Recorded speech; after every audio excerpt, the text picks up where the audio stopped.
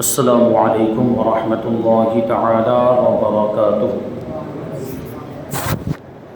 نحمده ونصلي ونسلم على رسوله الكريم، اما بعد فاعوذ باللہ من الشیطان الرجیم، بسم اللہ الرحمن الرحیم۔ ان اللہ وملائکته یصلون علی النبی یا ایہا الذین آمنوا صلوا علیہ وسلموا تسلیما۔ اللہم صل علی سیدنا ومولانا محمد معدن الجود والکرم وآلہ الکرام وابنہ الکریم وبارک وسلم، صلاۃ وسلام علیک یا رسول اللہ صلی اللہ تعالی علیہ وسلم۔ عزیزان ملت اسلامیہ، سورہ فاتحہ کی ابتدا ہے۔ اللہ تبارک و تعالیٰ ارشاد فرماتا ہے الحمدللہ رب العالمین، سب خوبیاں اللہ کے لیے ہیں، تمام تعریفیں اللہ کے لیے ہیں جو سارے جہان والوں کا رب ہے، جو سارے جہان والوں کو پالنے والا ہے۔ تو اس آیت کریمہ کا ایک ٹکڑا ہے جو ابتدائی حصہ اللہ تعالیٰ ارشاد فرماتا ہے الحمدللہ۔ یہ ہم عام طور پر بولتے بھی رہتے ہیں، اگر ہم سے کوئی خیریت دریافت کرے، کوئی پوچھے بھائی طبیعت کیسی ہے، خیریت سے ہیں، تو ہم اس کے جواب میں کیا کہتے ہیں؟ الحمدللہ۔ یہ ساری خوبیاں اللہ کے لیے، تمام تعریفیں اللہ کے لیے، یعنی اللہ کا شکر ہے، اللہ کا احسان ہے کہ اس نے ہمیں اچھی حالت میں رکھا۔ اور خدا نخواستہ اگر کوئی تکلیف ہو بھی، مان لو کہ کوئی بیماری ہے یا بخار میں مبتلا ہے یا کسی طرح کی پریشانی میں مبتلا ہے، اور ایسے موقع پر آپ سے اگر کوئی خیریت پوچھتا ہے تو اس موقع پر بھی الحمدللہ ہی بولنا چاہیے، یعنی شکوہ شکایت نہیں کیا الحمدللہ، کیا خیریت پوچھتے ہو، کوئی خیریت نہیں ہے، میں اتنا بیمار ہوں، یہ فلاں مصیبت میں مبتلا ہوں، فلاں پریشانی، یہ سب ناشکری کے الفاظ، یہ سب ناشکری کے کلمات ہیں، یہ ہرگز زبان پر نہیں آنے چاہیے۔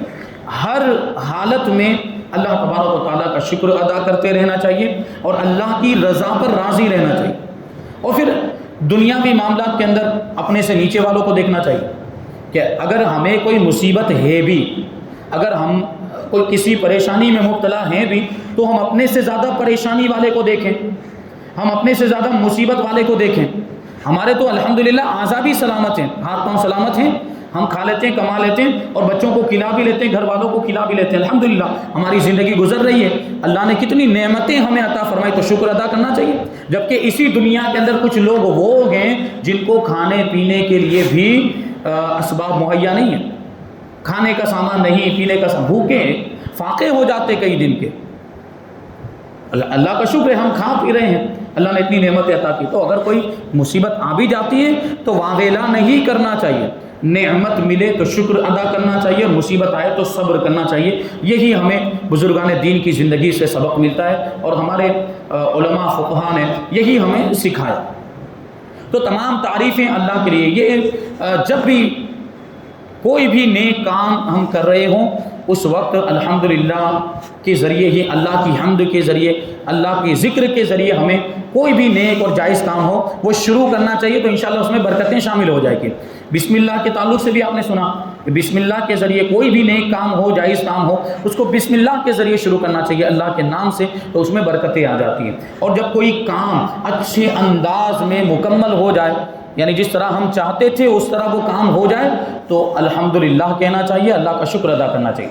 اسی لیے دیکھیں پانی پینے کا طریقہ ہمیں سکھایا گیا اسلام کے اندر کہ جب پانی پینے لگے، پانی پینے سے پہلے ہمیں بسم اللہ پڑھنا چاہیے، اور جب پانی پی چکے ہیں تو کیا کہنا چاہیے؟ الحمدللہ، کہ اللہ نے ہمیں پانی جیسی نعمت عطا فرمائی۔ پانی اگر نہ ملے انسان کو تو کیا ہو جائے؟ مر جائے انسان۔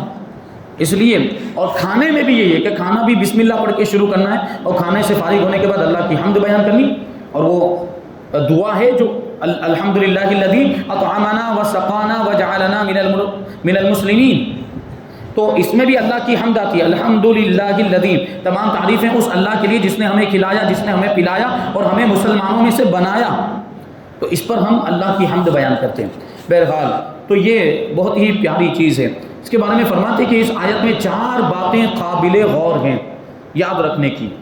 پہلی بات کہ قرآن کریم میں سب سے پہلی یہ آیت کیوں آئی؟ الحمدللہ رب العالمین ہی کیوں آئی؟ کوئی دوسری آیت کیوں نہیں آئی؟ ایک سوال یہ ہے۔ دوسرا سوال، اس کی عالمانہ اور صوفیانہ تفسیر کیا ہے؟ علم شریعت کی روشنی میں اور علم تصوف کی روشنی میں اس کی تفسیر کیا ہوتی ہے؟ تو اس کو بھی انشاءاللہ آگے بیان کریں گے۔ اور تیسرے نمبر پر، اس سے مسلمانوں کو فائدے اور سبق کیا کیا حاصل ہوتے ہیں؟ یہ جو آیت کریمہ ہے، اس سے مسلمانوں کو کیا فائدہ ملتا ہے اور کیا سبق ملتا ہے، اس کو بھی بیان کریں گے۔ اور چوتھے نمبر پر ہے کہ اس پر سوالات کیے گئے، یہ پہلے کیوں آئی اور بہت ساری دوسری چیزیں، تو اس پر سوالات کیے گئے تو ان کے جوابات کیا، اعتراضات کیے گئے تو ان اعتراضات کے جواب کیا ہیں، تو انشاءاللہ اس کو بھی شامل کریں گے۔ تو پہلی بات، سب سے پہلی بات وہ کیا تھی کہ قرآن کریم میں سب سے پہلے یہ آیت کیوں آئی، الحمدللہ رب العالمین ہی کیوں آئی، اس کا جواب دیتے ہیں۔ چند وجہوں سے اس آیت کو سب سے پہلے رکھا گیا ہے۔ ایک وجہ یہ ہے کہ حضرت آدم علیہ السلام کو پیدا ہوتے ہی چھینک آئی۔ ہمیں آپ کو بھی چھینک آتی ہے؟ تو حضرت آدم علیہ السلام جب پیدا ہوئے تو پیدا ہونے کے ساتھ ہی آپ کو چھینک آئی۔ آپ نے فرمایا الحمدللہ رب العالمین۔ اسی لیے ہم کو بھی حکم ہے کہ چھینک کر یہ پڑھیں اور سننے والا یہ جواب دے، یعنی جب ہمیں چھینک آئے تو ہم بھی الحمدللہ رب العالمین کہیں، اور چھینکنے والا جب الحمدللہ کہے تو جو سننے والا ہے وہ کیا کہے گا؟ یرحمکم اللہ یا یرحمک اللہ کہے گا، اور اس کے جواب میں اب چھینکنے والا یہ کہے گا یہدیکم اللہ ویصلح بالکم، یا اس کی جگہ پہ یہ بھی کہہ سکتے ہیں یغفر اللہ لنا ولکم۔ الحمدللہ کا مطلب تو آپ کو پتہ چل گیا کہ چھینک آئے تو الحمدللہ کہنا چاہیے، اور اس میں ایک حکمت بھی ہے۔ چھینک اللہ تبارک و تعالیٰ نے ایک ایسی چیز انسان کے جسم کے اندر رکھی ہے، اس کے بارے میں فرمایا گیا ہے کہ جب چھینک آتی ہے تو اس میں ایک لمحے کے لیے دل کی دھڑکن بند ہو جاتی ہے، اور وہ آدمی چھینکنے سے فارغ ہوتا ہے تو دل دوبارہ کام کرنا شروع کر دیتا ہے، وہ دھڑکن پھر سے شروع ہو جاتی، گویا کہ ہمیں نئی زندگی ملی، اس لیے ہم اللہ کا شکر ادا کرتے ہیں، اس لیے ہم الحمدللہ پڑھتے ہیں۔ تو سامنے والا سن کر وہ کیا کہے گا؟ یرحمک اللہ۔ ہمارے سامنے کوئی چھینکنے والا چھینکنے کے بعد الحمدللہ کہے تو اس کے جواب میں ہمیں کہنا یرحمک اللہ، اللہ تجھ پر رحم فرمائے، یہ کہا۔ اب سامنے والا یہ کہے تو پھر چھینکنے والا جواب دے گا یغفر اللہ لنا ولکم۔ مومن ہے تو ہم دعا کریں گے آپس میں ایک دوسرے کے لیے کہ اللہ تمہاری بھی بخشش فرمائے اور ہماری بھی بخشش فرمائے۔ یہ کتنی پیاری چیزیں اور کتنے اچھے طریقے اسلام نے ہمیں سکھائے ہیں، اس پر ہمیں عمل کرنا چاہیے۔ ہم تو وہ سلام کو چھوڑ چکے ہیں، اتنا پیارا سلام، السلام علیکم ورحمۃ اللہ وبرکاتہ، وعلیکم السلام ورحمۃ اللہ وبرکاتہ، یہ آپس میں ایک دوسرے کے درمیان اس کو ہمیں رائج کرنا چاہیے کہ سلام کرنے سے آپس میں ایک دوسرے سے محبت پیدا ہوتی ہے، دل میں ایک دوسرے کی محبت پیدا ہوتی ہے، اور یہ اتنا پیارا سلام ہے۔ اس سے پہلے بھی میں یہ اس کے تعلق سے کچھ باتیں عرض کر چکا ہوں کہ غیروں کا سلام یا ملاقات کے وقت جو وہ بولتے ہیں اس میں بڑا تکلف ہے اور وہ جامع معنی نہیں۔ جیسے انگریزی میں آپ دیکھ لیں، آپ صبح ملے تو گڈ مارننگ بولنا پڑتا ہے، دوپہر میں ملے تو گڈ آفٹرنون بولنا پڑتا ہے، شام کو ملے تو گڈ ایوننگ بولنا پڑتا ہے، رات کو جدا ہوتے وقت اگر کچھ بولتے ہیں تو گڈ نائٹ بولتے ہیں۔ یہ ان کو بدلنا پڑتا ہے، وقت اور جگہ کے اعتبار سے اور زمانے کے اعتبار سے ان کو بدلنا پڑتا ہے۔ گڈ ڈے بولتے ہیں، گڈ نائٹ بولتے ہیں، بہت سارے ان کے الفاظ ہیں، لیکن الحمدللہ ہمارا سلام ایسا ہے کہ صبح ملے تب بھی السلام علیکم، دوپہر میں ملے تب بھی السلام علیکم، شام کو ملے تب بھی السلام علیکم، رات کو ملے تب بھی السلام۔ ہمیں بدلنے کی ضرورت نہیں پڑتی، ہمیں اسلام نے اتنا پیارا سلام عطا فرمایا تو ہم کیوں اس پر عمل نہیں کرتے؟ اور اس میں پھر اتنے زیادہ فائدے اور اتنا زیادہ ثواب ہے۔ آپ سلام کریں نا، صرف ایک مرتبہ آپ سلام کریں تو آپ کے نامہ اعمال میں 90 نیکیاں لکھ دی جاتی ہیں، 90 نیکیاں، اور جواب دینے والے کے نامہ اعمال میں 10 نیکیاں لکھی جاتی ہیں۔ کتنا آسان طریقہ ہے نیکیاں کمانے کا۔ صحابہ کرام کو جب یہ بات پتہ چل گئی کہ سلام کرنے میں بہت زیادہ ثواب ہے تو صحابہ کرام صرف اسی نیت سے اور اسی مقصد سے بازار جایا کرتے تھے کہ بازار جائیں گے تو زیادہ سے زیادہ لوگ ملیں گے اور زیادہ سے زیادہ سلام کرنے کا موقع ملے گا۔ اور ہم اور آپ تو ملاقات کرتے ہیں وہ مونڈیاں ہلاتے ہیں، مونڈیاں ہلاتے ہو ہے، یہ سر کے اشارے سے سلام نہیں ہوتا، زبان سے ہونا چاہیے، زبان سے۔ ہاں دونوں چیز آپ ساتھ میں جمع کر لیں، مونڈی بھی ہلائیں، آپ کا رواج ہے چلتا ہے، لیکن ساتھ میں زبان سے بھی بول دیں، بہت اچھی بات۔ زبان سے بھی السلام علیکم، گردن بھی ہلا دی اور السلام علیکم بھی بول دیا۔ تو کیا ہوگا؟ اس سے آپس میں تعلق پیدا ہوگا، ایک دوسرے سے محبت پیدا ہوگی، اور اسلام کے ایک بہترین طریقے پر عمل بھی ہو جائے گا، ثواب ملے گا، وہ الگ بات ہے۔ ہمارے پاس ظاہر سی بات ہے گناہوں کا انبار لگا ہوا ہے اور نیکیوں کی کمی ہے، تو ہمیں نیکیوں والے کام کرنے چاہیے تاکہ ہماری نیکیوں میں اضافہ ہو۔ تو یہ بہترین چیزیں ہمیں اسلام نے عطا کی۔ تو چھینک والا طریقہ بھی یہ ہے کہ جب کوئی چھینکنے والا چھینکے تو الحمدللہ بولے، اور سننے والا یرحمک اللہ بولے، پھر چھینکنے والا اس کے جواب میں یغفر اللہ لنا ولکم بولے، یا یہ کہے یہدیکم اللہ ویصلح بالکم، کہ اللہ تمہیں ہدایت عطا فرمائے اور تمہاری حالت کو درست فرما دے۔ یہ بھی ہو سکتا ہے۔ معلوم ہوا کہ یہ پہلا کلمہ ہے جو حضرت انسان کے منہ سے نکلا۔ بات آئی، حضرت آدم علیہ السلام پیدا ہوئے تو چھینک آئی اور سب سے پہلے انہوں نے الحمدللہ کہا۔ حضرت آدم علیہ السلام کی زبان سے سب سے پہلا کلمہ نکلا ہے وہ الحمدللہ ہے۔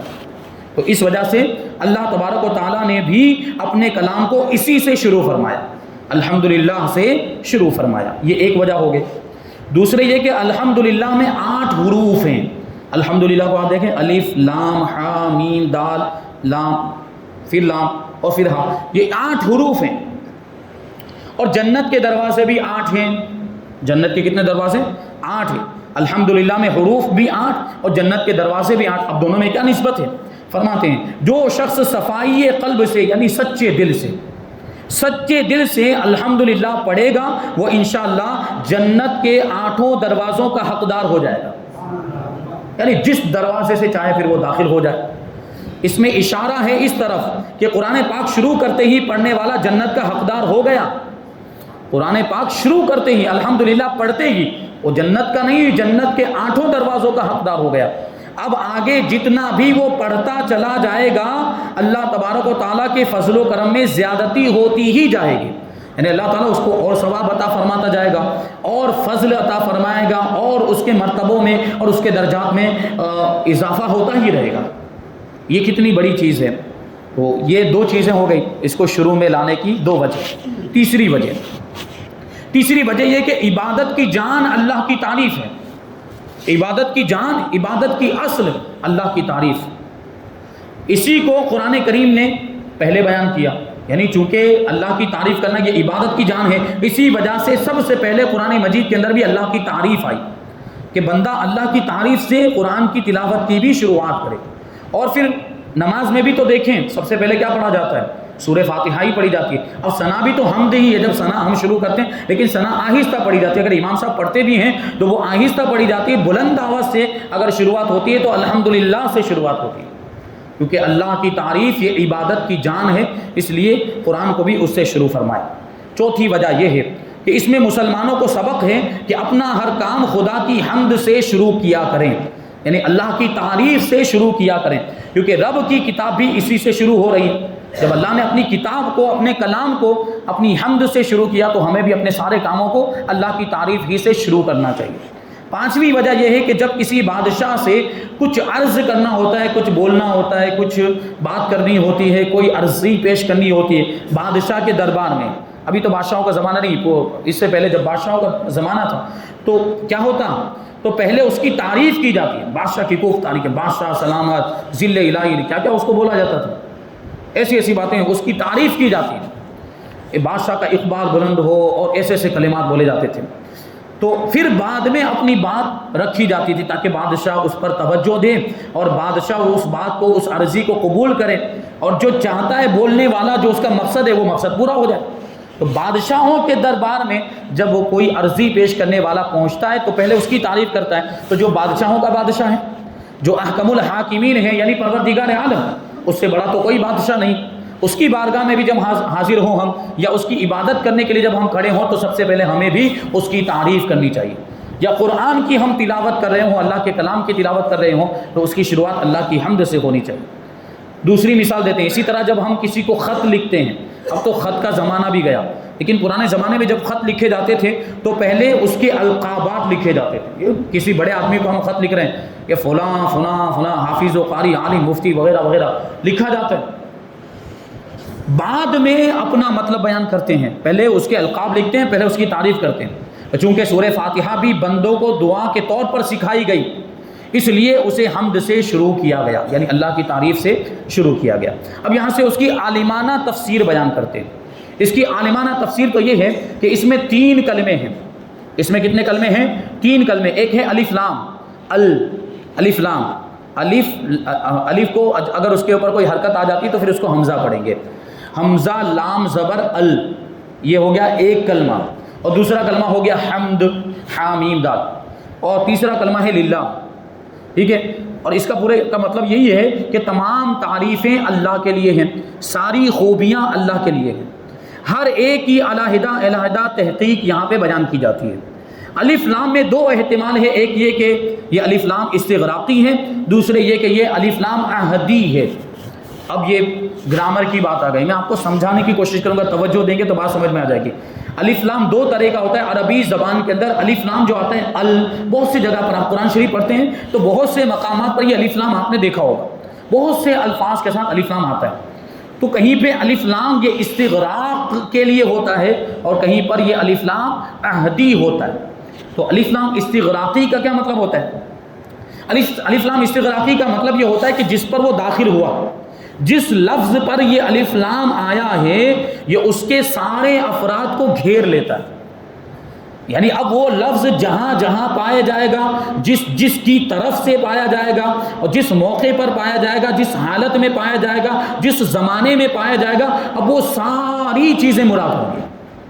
جیسے اب یہاں پہ میں آپ کو سمجھاؤں، جیسے الحمد میں جو الف لام داخل ہوا ہے اس کو اگر ہم الف لام استغراقی مانیں تو حمد کا مطلب ہوتا ہے تعریف، اور الف لام استغراقی اس کا مطلب یہ ہے کہ یہ الف لام حمد کی اور تعریف کی ساری قسموں کو شامل ہے، حمد کی ساری قسموں کو گھیرے ہوئے ہیں. اب اس کا کیا مطلب ہو جائے گا کہ ہر قسم کی تعریف، ہر طرح کی تعریف، اور جو بھی ہو سکتی ہو، چاہے بندے کر رہے ہوں، فرشتے کر رہے ہوں، کوئی بھی مخلوق اللہ کی تعریف کر رہی ہو، وہ ساری تعریفیں اللہ کے لیے ہیں. استغراقی کا یہ مطلب ہوا، شاید بات سمجھ میں آ گئی ہوگی. استغراقی کا یہ مطلب کہ حمد کی ساری قسمیں اور اس کے سارے افراد مراد ہیں، ہر قسم کی تعریف اور ہر قسم کی خوبی مراد وہ اللہ کے لیے ہے. اور دوسرا ہے الف لام عہدی، اس کو آگے بیان کریں گے. تو اگر یہ استغراقی ہو یعنی یہ اپنے سارے افراد کو گھیرنے والا ہو تو اس کا معنی یہ ہوگا، اس کا مطلب یہ ہوگا کہ ہر حمد، ہر تعریف، ہر زمانے میں، ہر حالت میں، ہر حمد کرنے والے کی جانب سے یہ اللہ تعالیٰ کے ساتھ خاص ہے، اللہ کے لیے خاص ہے. یہ ساری تعریفیں اللہ کے لیے. ابھی آپ سوچ رہے ہوں گے کہ یہ تو ہر حالت میں، ہر زمانے میں، ہر طرح کی حمد اور ہر طرح کی تعریف اللہ کے لیے، تو کبھی کبھی انسان کی بھی تو تعریف کرتا ہے، ہوتا ہے کہ نہیں ہوتا؟ کبھی ہم کسی ہمارے بھائی کی تعریف کر دیں گے، کبھی کسی نے ہمارے ساتھ بھلائی کا معاملہ کیا تو ہم اس کی تعریف کر دیتے ہیں، کبھی کسی نے ہم پر احسان کر دیا تو ہم اس کی تعریف کرتے ہیں. انسان کی تعریف کرتا ہے کہ نہیں کرتا؟ کبھی کسی کے اندر کوئی خوبی ہوتی ہے تو اس پر اس کی تعریف کی جاتی ہے. تو پھر یہ بات کہاں سے ابھی سچ ہو پائے گی کہ تمام تعریفیں اللہ کے لیے؟ کیونکہ انسانوں کے لیے بھی تو تعریفیں ہیں، انسانوں کی بھی تعریف ہوتی کہ نہیں ہوتی؟ یہاں میں آپ کو جواب دوں کہ انسان کی تعریف یہ حقیقت میں خدا کی تعریف ہے، کیونکہ انسان کو کس نے بنایا؟ اللہ نے بنایا. انسان اللہ ہی کی مخلوق ہے، اور انسان کی تعریف ہوگی تو اس کی خوبی پر ہوگی. وہ خوبی کس نے عطا کی؟ اللہ نے ہی عطا کی. تو اس خوبی پر انسان کی تعریف کرنا حقیقت میں یہ اللہ کی تعریف کرنا ہے، وہ تعریف بھی اللہ کی ہے. جیسے آپ یہ ٹیبل، یہ آپ دیکھ رہے ہیں اسٹینڈ، یہ اسٹینڈ بنایا ہمارے گڈو باپو نے، ٹھیک ہے، بہت اچھا بنایا اور ہم اس کی تعریف کریں، بہت خوبصورت یہ اسٹینڈ ہے، بہت اچھا بنایا ہے، بہت محنت کر کے بنایا. تو بتائیے یہ اسٹینڈ کی تعریف اس کی تعریف ہوئی یا بنانے والے کی ہوئی؟ یہ بنانے والے کی تعریف ہوئی، کہ یہ بنانے والے کی خوبی ہے کہ انہوں نے اس انداز میں اس کو بنایا، انہوں نے اتنا خوبصورت بنایا، یہ کلر کیا، یہ سنمائکا لگایا. یہ بنانے والے کی تعریف ہوئی. یعنی جو چیز بنی ہوئی ہے اس کی تعریف کی جائے تو وہ حقیقت میں بنانے والے کی تعریف ہوتی ہے. تو انسان بھی تو اللہ کی مخلوق ہے، انسان کی تعریف کی جائے تو وہ بھی رب کی تعریف، وہ بھی خالق کی تعریف. اسی لیے کہا گیا کہ ساری تعریفیں اللہ ہی کے لیے، ساری تعریفیں. کتنی پیاری بات ہے. ہر حمد ہر زمانے میں، ہر حالت میں، اور ہر حمد کرنے والے کی جانب سے، جو بھی تعریف کرنے والا ہو اس کی جانب سے جو بھی حمد ہو وہ اللہ کے لیے خاص ہے. حمد کا عام ہونا الف لام سے حاصل ہوا، اور حمد کے عام ہونے سے حامد کا عموم حاصل ہو گیا، حامد کا عموم حاصل ہو گیا. ابھی اس بات کو سمجھا کے میں اپنی بات کو ختم کر دوں کہ گرامر کی باتیں کچھ آ رہی ہیں یہاں پر. کہ الف لام کی وجہ سے حمد عام ہو گئی. حمد عام ہو گئی کا مطلب کیا ہے کہ اب ساری حمد مراد، جو بھی تعریف کرے، جس طرح بھی تعریف کرے، اور اس کی جتنی بھی قسمیں ہیں وہ سب آ گئی کہ نہیں آ گئی اس میں. تو یہ الف لام سے پتہ چل گیا. اور حمد کے عام ہونے سے حامد کا عموم بھی حاصل ہو گیا. یعنی اب ظاہر سی بات ہے کہ اب ہر قسم کی تعریف آ گئی. اب جو بھی تعریف، دیکھیں حامد کا مطلب ہوتا ہے تعریف کرنے والا. حامد کا مطلب کیا ہوتا ہے؟ تعریف کرنے والا. اور یہاں تعریف کس کی جا رہی ہے؟ اللہ تعالیٰ کی تعریف کی جا رہی ہے. تو جب ہر قسم کی تعریف یہاں پر مراد ہے، ساری خوبیاں یہاں پر مراد ہے، تو ہر تعریف کرنے والا بھی اس میں شامل ہو گیا کہ نہیں ہو گیا؟ ہر تعریف کرنے والا اس میں آ گیا کہ نہیں آ گیا؟ اب جو بھی تعریف کر رہا ہے اللہ کی، پروردگار کی، جو بھی جیسی بھی تعریف کر رہا ہے، تو وہ سب اس میں شامل ہو گئے. تمام خوبیاں اللہ کے لیے ہیں، تو اب جو بھی تعریف کرنے والے ہیں، جو اللہ کی خوبی بیان کرنے والے، وہ بھی اس میں آ گئے. وہ حامد بن گئے، اللہ کی حمد بیان کرنے والے ہو گئے. بہرحال اور بہت ساری چیزیں اس میں ہیں، تو انشاءاللہ تبارک و تعالیٰ اس کو ہم آئندہ درس میں شامل کریں گے. اللہ تبارک و تعالیٰ کی بارگاہ میں دعا ہے کہ جو کچھ بھی بیان ہوا اس پر ہم سب کو عمل کرنے کی توفیق عطا فرمائے، اور نور قرآن سے ہم سب کے دلوں کو روشن اور منور فرمائے. وما علینا الا البلاغ. السلام علیکم.